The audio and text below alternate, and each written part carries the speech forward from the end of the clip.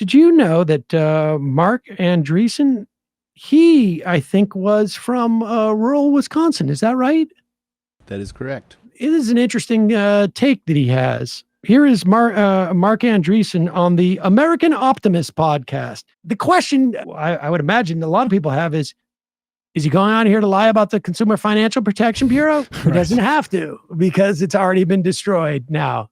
He was successful at that, and he's no longer having to deal with the investigations into his various stuff. I would imagine he's also not facing the same sort of FTC and DOJ issues. So he's turning his attention to a problem that plagues all Americans, the access to higher education without bankrupting yourself. Nobody wants to talk about, but I've started to talk about the intersection of DEI and immigration that has really, I think, warped, our perceptions on high-skilled immigration over the last 50 years. You look at like the foreign enrollment rates of the top universities, which went from, like 2 or 3 or 4% 50 years ago to whatever, 27 or 30 or 50. And Columbia's over half, right? 70% or whatever it is. And so there's been this massive transformation in who gets educated. And then there's been this massive transformation of who gets admitted through affirmative action. And then, as we now know it, DEI. And again, this goes straight to Pause the it for a political second. divide in the country. What the F is he talking about?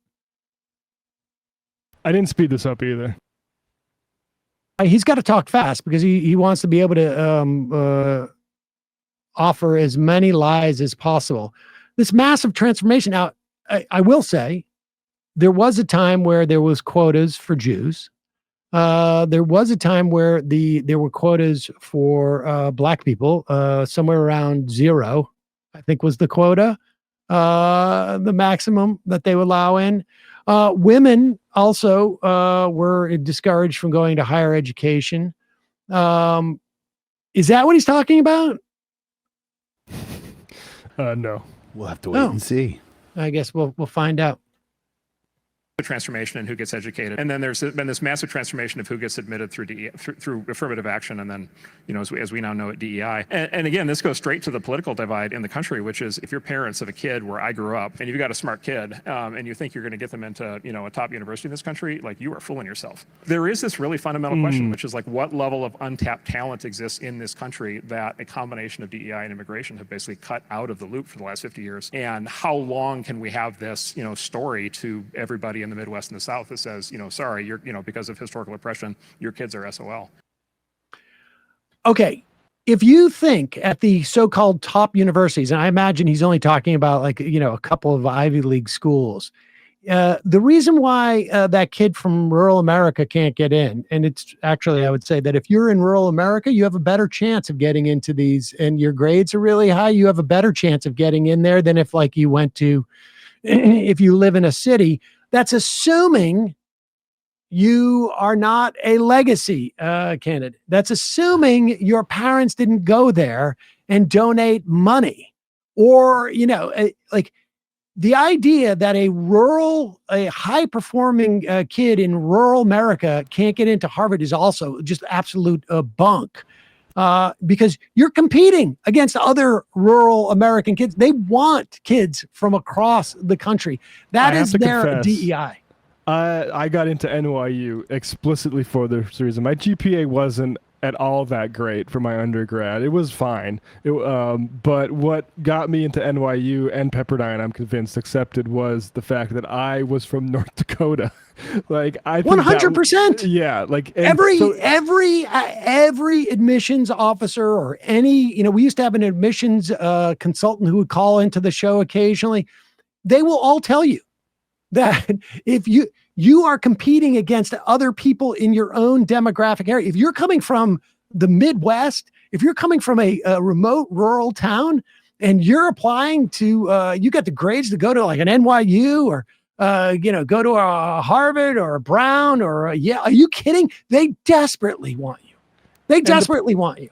Yeah, and the political economy thing here is important. This is a really disgusting playbook to cultivate hate as a way to obscure the political economy of these things. We stopped investing in public education.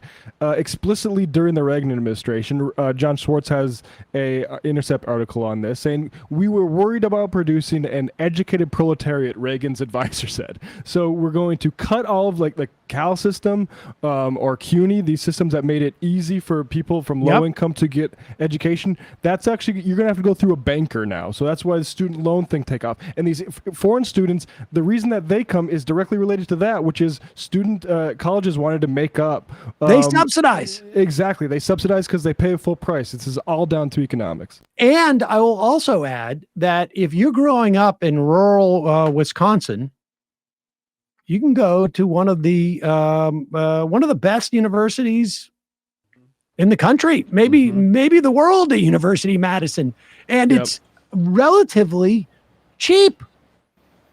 And I think they have 10% international students or so, undergrad. So, and yet this current administration is, for now, right? Because how, like Indiana University cutting a whole bunch of programs, like we are actively starving these schools. And the idea that it's because we're letting in migrants is just, that's a heinous lie. And in DEI, like who is he talking about? Gosh.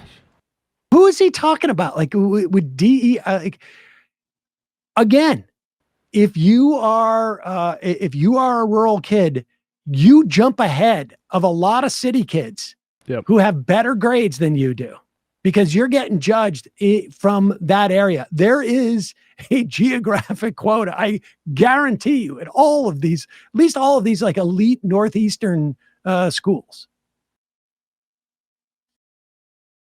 And I imagine in California, the elite schools on the West Coast, if you're coming from the East Coast, if you're a school in the South and you're looking for people from the Northeast or from the West Coast. I mean, that's the way it works.